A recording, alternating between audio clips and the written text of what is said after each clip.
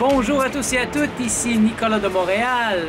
On est mercredi, c'est une journée pluvieuse aujourd'hui et je voulais en profiter pour répondre à une question que j'ai reçue d'une d'entre vous. Ça m'a touché, donc je vais tenter d'y répondre de mon mieux. Donc voici la question. Je suis en conflit permanent avec mon dernier fils. J'ai cru longtemps que ce n'était que de sa faute et là, je viens de m'apercevoir que je suis fautive également, mais je n'arrive plus à avancer avec lui pour autant. Qu'en penses-tu? Pourrais-tu m'aider à ce que je puisse tisser avec mon fils des vrais liens d'amour? Et bon, j'ai pas tellement d'informations pour te donner des suggestions. Quel est ton sentiment? Elle me dit qu'elle est perdue, que son fils lui a demandé d'aller voir un psy ou une assistante sociale, mais elle n'y arrive pas. Pourquoi? Elle ne sait pas. Donc, en gros, c'est ça la question. Donc, vous me connaissez, je ne prendrai pas un point de vue psychologique parce que je ne suis pas un psychologue. Je vais y aller peut-être plus philosophiquement. Je vais vous donner, parce que je sais que ça s'adresse à plusieurs personnes en même temps, cette question. Je vais vous donner quelques trucs que j'ai appliqués dans ma vie, qui ont fonctionné. J'ai pas d'enfants, c'est sûr, mais bon, j'ai des parents. Je peux inverser la situation.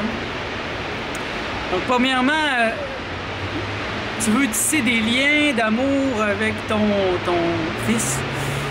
La première question à te poser, c'est est-ce que tu es heureuse? Tu me vois venir? Parce que, non pas aimer pour être heureux, mais être heureux pour pouvoir aimer. Donc, es-tu capable d'aimer vraiment? Et si tu n'es pas capable, si tu n'es pas heureuse, si tu ne m'as pas répondu « Oui! Oui, je suis heureuse », ben, je dirais que le 20-80 de ton problème vient de là. 20-80, c'est 20% du problème. Non, 80% du problème vient de 20% de quelque chose. Les résultats, en tout cas, 20% des effets donnent 80% des résultats. C'est ça que je veux dire. Donc, je travaillerai à être heureuse en premier. C'est ce que moi j'ai fait. J'ai travaillé à affirmer mon bonheur avant de pouvoir m'ouvrir vraiment à un amour compassionnel, profond. Et donc si je vais un peu plus loin, si tu as déjà répondu non, bon c'est clair, mais est-ce que tu t'aimes? C'est une bonne question, est-ce que tu t'aimes? Vous savez, moi, je suis en amour avec moi-même. Je m'aime beaucoup. Et donc, en m'aimant, ben, je peux aimer bien. Moi, je trouve que j'aime bien. C'est-à-dire que les gens qui sont aimés par moi, je les rends libres. Je leur donne la liberté, toute la liberté qu'ils désirent. Et je leur apprends même à être plus libres qu'ils pourraient l'imaginer. Martha, je lui apprends à ne pas avoir de préoccupation à propos du fait qu'elle a des fantasmes avec d'autres hommes. Moi, je trouve que c'est normal et lorsqu'elle est allée passer à l'action avec d'autres hommes, j'étais heureux parce que je sais que ça lui a fait du bien, puis elle est revenue vers moi en parler. C'était une très bonne expérience pour les deux. Donc, s'aimer en premier. Si tu veux tisser des liens avec ton fils et tu ne t'aimes pas, ça va être très, très difficile puisqu'il te renvoie ton image. Un être n'a que ce qui lui ressemble. Donc, on met dans notre vie des gens qui nous ressemblent. Ou des gens qui s'opposent complètement à nous, un peu comme un policier et un criminel. Ils se ressemblent. Il n'y a pas plus criminel qu'un policier. Mais, en fait, ils s'opposent en même temps, parce que le policier court toujours après les criminels. Donc c'est mon première réflexion sur le bonheur. Ce serait la première chose à faire. L'autre chose, bon, elle va peut-être te choquer, c'est de tuer ton fils en pensée. En pensée, je n'ai pas dit physiquement, en pensée. C'est-à-dire que tu vas éliminer en toi, dans ta tête, l'image de ton fils. Tu vas faire le ménage pour voir clair, pour te retrouver si tu es confuse. Mais il faut que tu aies de la place pour respirer, de la place pour réfléchir. Et moi, je suis pas mal sûr que, puisque tu écoutes mes vidéos, un, tu es intelligente, et deux, tu es très spirituelle. Donc, probablement que tu es très télépathique, donc il y a un lien télépathique très fort avec ton fils et qui t'empêche de voir clair. Donc, tuer en pensée, c'est un peu comme donner un coup de pied à la personne. Je me rappelle, c'était il y a une dizaine d'années, et puis là, je faisais plein de rêves avec ma famille, mon père, ma mère. J'étais dans la maison familiale. Je savais pas quoi faire. C'était comme si j'étais pas encore rendu dans ma vie adulte. J'avais demandé à André Moreau, qu'est-ce que je peux faire? Et il m'avait dit, mais tue-les en pensée. Ça peut être très graphique, hein? Prends la méthode que tu veux, prends des couteaux, n'importe quoi, tu le tues.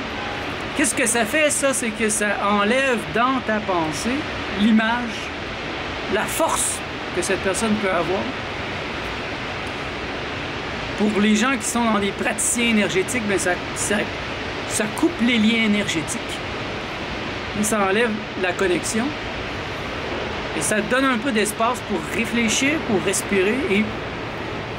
Et la personne, à l'autre bout, elle le ressent consciemment ou non, je sais pas, mais ça dépend. Je me rappelle que j'ai fait ça avec... C'était une autre femme qui l'avait fait, une amie très proche. Sa mère était étouffante. Elle n'en pouvait plus, sa mère. C'était vraiment difficile. Puis j'avais dit, tue-la, en pensée. Et elle voulait pas. Il fallait lui donner des chances. C'était trop sauvage. Sauf qu'à un moment donné, sa mère était trop, là. Elle a dit, OK, je vais l'essayer. Elle s'est assise, elle a fait l'exercice de la tuer en pensée. Et 2 minutes plus tard, sa mère appelait. Sa mère avait senti quelque chose, c'est certain. Elle n'a pas répondu. Parce qu'elle venait juste de couper le lien. Et moi, je l'ai fait. Surtout il y a une dizaine d'années, justement, j'étais super télépathique. Je chantais tout le monde, j'entendais tout le monde penser. J'étais pas capable d'avoir ma place dans ma tête.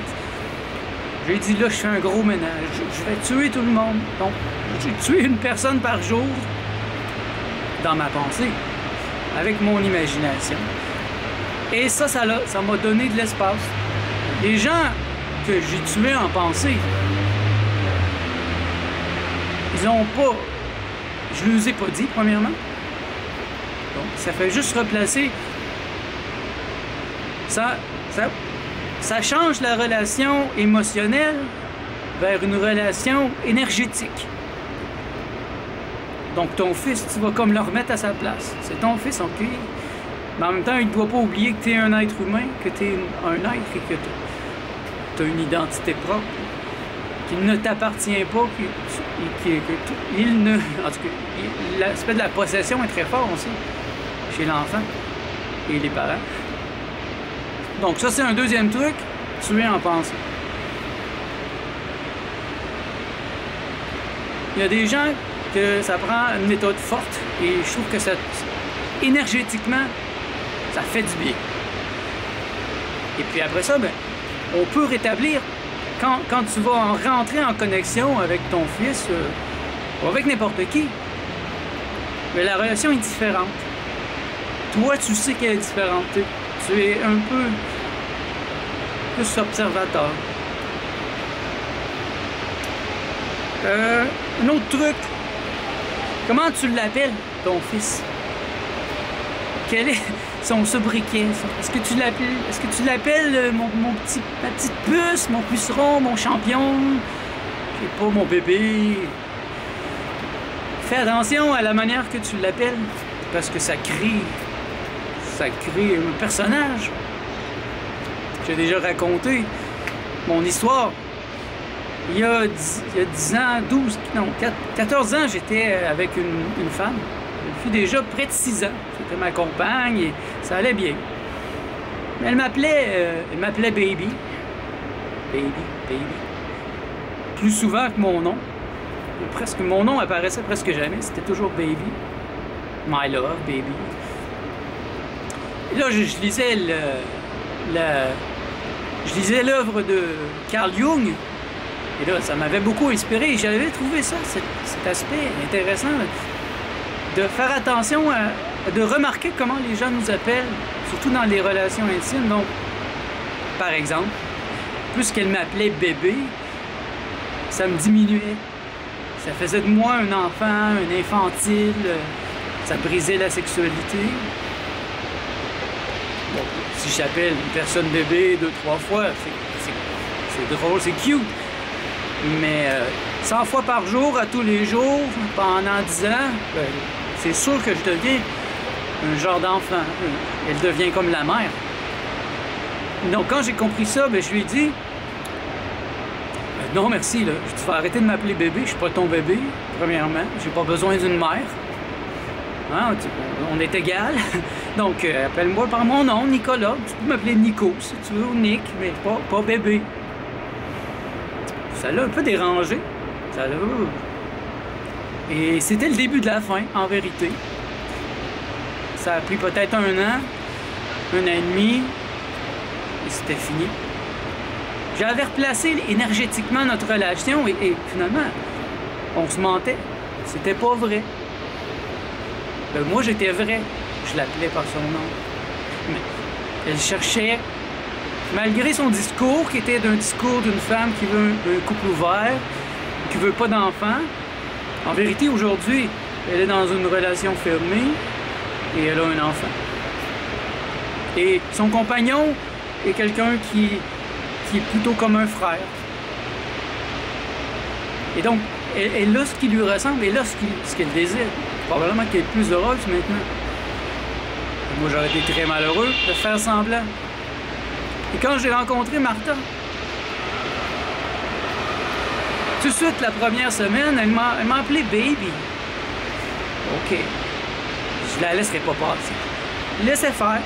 2 fois. La 3e fois, parce qu'on dit 3 fois fait la règle. Donc, après 3 fois, j'ai dit wow. Tu vas pas m'appeler bébé, là. J'ai de l'expérience. Je suis pas un enfant. Tu n'es pas ma mère. Je ne cherche pas une mère. Je cherche une compagne. Ça l'a un peu choqué. Là, j'ai dit, OK, appelle-moi par mon nom. C'est ça mon nom, c'est Nicolas. Appelle-moi Nico, Nicolas, je sais pas quoi. Nicolas. OK, ça a fonctionné. Après ça, elle s'est bien appelée Love. Non, Amor. C'est cute, Amor. Par contre, elle me disait Amor 300 fois par jour sans jamais dire mon nom. J'ai encore intervenu. J'ai dit, hey, wow! Je suis pas un objet, là. Je suis pas un objet d'amour, tu sais, comme my love. Je suis un être. Appelle-moi par mon nom. Regarde, peut-être que ton fils, il a besoin de t'appeler par ton vrai nom. Comment lui t'appelle, comment toi tu l'appelles. Il y a déjà une réflexion à porter là-dessus. C'est quand je vois des parents qui parlent à leurs enfants comme des handicapés mentaux, puis qui les appellent ma puce, ma crotte, je sais pas quoi, là, mon petit lapin. Moi, je ferais pas ça. Je ferais très attention aux petits noms que je donne à mon fils ou à ma fille. Je pourrais l'appeler mon champion. Tu vois, mon petit champion. C'est naturel. Mon petit champion. Ça serait juste un petit champion. Il faudrait que je l'appelle mon champion. Et même là, j'aurais tendance à l'appeler par son vrai nom. Et vous voyez, il y a quelques années, je me suis rendu compte que ma mère, ben, je disais toujours maman, mais mes soeurs disent maman, maman. Et je dis, je vais l'appeler par son nom. Parce que je trouvais qu'elle s'oubliait dans son rôle de mère. Et là, j'ai dit, salut Véronique. Elle était toute surprise que je l'appelle par son nom. Et c'est comme si une petite flamme s'était allumée en elle qui lui rappelait que c'est une femme. C'est une très belle femme. Et même récemment, ma soeur était en conflit avec ma mère. Puis, ne savait pas quoi faire, tu sais. Puis j'étais fâché. Puis je dis, gars, premièrement, arrête donc de l'appeler maman. Appelle-la par son nom. Parce que c'est une personne, c'est pas une fonction. C'est pas ta maman, c'est pas un objet. Appelle-la par son nom. Ça va déjà changer la situation. Et tu vas arrêter de croire que tu la possèdes, qu'elle est à toi, que tu peux faire ce que tu veux avec. Et ça s'applique dans les relations amoureuses beaucoup aussi. Hein? Moi, je suis très attentif à ça dans mes relations amoureuses. Je ne laisse pas une femme déraper. Maintenant que je connais le principe de Carl Jung, ben, je fais attention. Et ça a bien fonctionné avec Martha. Vous voyez, ça a bien fonctionné. Je l'ai pris dès le départ. Mais ça se peut que vous ayez créé des monstres dans votre vie, que ça fait comme 10 ans que vous l'appelez bébé, comme dans mon ancienne relation. En voulant réajuster la relation au niveau énergétique, ça se peut que vous compreniez que la relation n'est plus viable. Et si on pense aux enfants, ben c'est pas parce qu'on a eu des enfants qui nous appartiennent et puis qu'on a à avoir une relation avec eux. Des fois, il faut leur laisser de l'espace. Moi, j'ai eu besoin de beaucoup d'espace. J'ai eu beaucoup de difficultés avec mon père. Mon père, c'est une bonne personne, mais super rationnel et très dominant. J'ai eu de la difficulté. Pendant des années, j'ai refusé de le voir et de voir tout le reste de la famille parce que ça me mettait toute croche et j'avais pas encore trouvé mon centre. Je me suis changé. Et là, maintenant, je peux aller dans ma famille et j'ai du plaisir. La situation n'a pas, au plus profond, elle n'a pas changé. Mais moi, j'ai changé. Ça m'amène à mon autre truc, un autre point. Change-toi toi-même, hein? Sois le changement que tu veux voir dans le monde. C'est pas évident, mais c'est nécessaire. C'est quelque chose que j'ai répété à plusieurs personnes. Maintenant, je vais chez mes parents. La relation avec mon père est très différente parce que je me suis changé.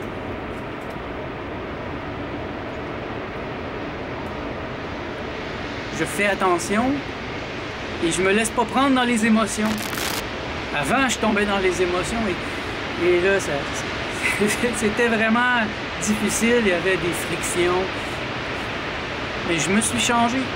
C'est pour ça que maintenant, je peux aller dans ma famille parce que j'ai passé plusieurs Noëls. Il y a une dizaine d'années encore. Je n'allais pas dans ma famille à Noël. J'y allais très, très rarement. J'étais pas capable. C'était trop difficile. Mais j'ai trouvé en moi une force. Je me suis centré. Et maintenant, je peux résister à n'importe quoi. Parce que je fais attention de ne pas tomber dans les émotions. Je reste dans l'énergétique. Si tu veux faire un petit travail intéressant, je l'ai déjà fait aussi. Écrire une lettre. Écris une lettre à ton fils. Vas-y fort, là. Tu t'es fâché, dis-y. T'es un mot. T'es un ci, un ça, t'as fait ça. Mais ne lui donne pas cette lettre. C'est pas une lettre pour lui, en fait, c'est une lettre pour toi. Fait qu'après, tu vas prendre cette lettre, et c'est pour ça que c'est important que tu te fâches, que tu t'exagères, parce que c'est important d'être vrai. Donc après, tu vas reprendre la lettre et tu vas changer le tu par le je. Et tu vas la réécrire à côté. Donc, tu es ça. Tu vas marquer je suis ça. Parce que ton fils, c'est un miroir qui te ramène à toi, en fait. Et tout le monde est un miroir qui me ramène à moi-même, un être, non que ce qui lui ressemble. Donc, ce qui me dérange chez telle personne, c'est probablement quelque chose qui me dérange en moi-même aussi, que je ne peux pas m'avouer, donc je le projette, c'est la projection. Et plusieurs fois, j'ai utilisé ce truc. J'étais fâché, j'en ai mis épais, et puis après, ben, je me changeais pour le jeu. Et oh, je les ai gardés, plusieurs de ces lettres, je les ai gardés. C'est très, très éclairant de pouvoir me dire la vérité, de mieux me comprendre. Puis peut-être finalement faire le 20-80. Le 20-80, la loi de Pareto. 20% des choses que j'aime m'apportent 80% de bonheur dans ma vie. 20% de mes clients m'amènent 80% de mes revenus. 20% de mes activités m'amènent 80% de satisfaction. Donc, moi, je ferai une revue. Je ferai une revue de ma vie. Et je l'ai déjà fait. Je l'ai fait cet été. Vous m'avez vu le faire. En me posant cette question à tous les niveaux. Comme ça, quand ton fils te dira, ben va chez le psy, ben au moins tu auras des arguments pour dire, regarde, j'en ai pas besoin. J'ai fait mon travail. Est-ce que tu as fait le tien? C'est pas une question. Donc, je me demanderais, 20%, quel est le 20% des choses chez mon fils qui m'apporte 90, 80% de bonheur? Ce sont les 20% de choses qui méritent, qui me dérangent. Et je ferai la même chose pour moi. Quoi, les 20% des choses dans ma vie qui m'apportent du malheur, qui font que ça marche pas avec ci, avec ça. Et après ça, on peut éliminer. On élimine le 80 qui sert à rien et on garde le 20%. Non. Les 80% de choses chez ton fils qui vont bien, qui te font du bien, bon, tu peux focusser sur elles. Mais tu peux pas lui demander de changer. Il faut se changer soi-même. Ça, c'est ça le plus difficile. On voudrait changer les autres, gommer, changer les couleurs, mais sans se changer soi-même. C'est ridicule. Il faut avoir la sagesse de s'asseoir et de prendre le temps de faire un travail sur soi. On ne peut pas s'en sortir. Mais là, je m'en rends compte beaucoup plus avec la sagesse, avec l'âge. Je ne cherche pas à changer les autres. Je me rends compte que je suis trop spécial. Je dois attendre qu'ils viennent vers moi parce que si je vais vers les gens, en général, je leur fais peur. Je suis trop intelligent. Je suis trop ouvert, trop libre. J'ai trop d'idées complètement folles.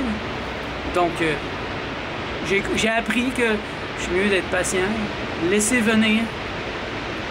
Donc moi, je suis sûr que je suis pas dans une situation avec un enfant. Donc, mais ce que moi je ferais, je reculerais et j'attendrais. Je n'essayerais pas d'aller vers lui. Je lui donnerais de l'espace. Moi j'en ai eu besoin. Peut-être que c'est ça qu'il a besoin pour t'apprécier. Ça peut être long, ça a été long. Avec mon père, ça a été très long. Mais j'ai réussi. Et la relation est beaucoup mieux maintenant. On avait un parcours à faire ensemble. Parce qu'on est toutes les deux forts. On a chacun une personnalité très dominante. Ah, ça fait déjà près de 25 minutes que je parle. Donc je pense que j'ai déjà donné beaucoup d'informations, beaucoup de trucs. J'espère que ça va servir même à plein d'autres gens. Et surtout à toi qui m'as posé la question. Donc, si ça amène des nouvelles questions, n'hésitez pas à me les poser. Ça va me faire plaisir d'y répondre si je crois que je peux ajouter quelque chose d'intelligent. Donc, merci d'être à l'écoute. On se revoit dans le prochain vlog.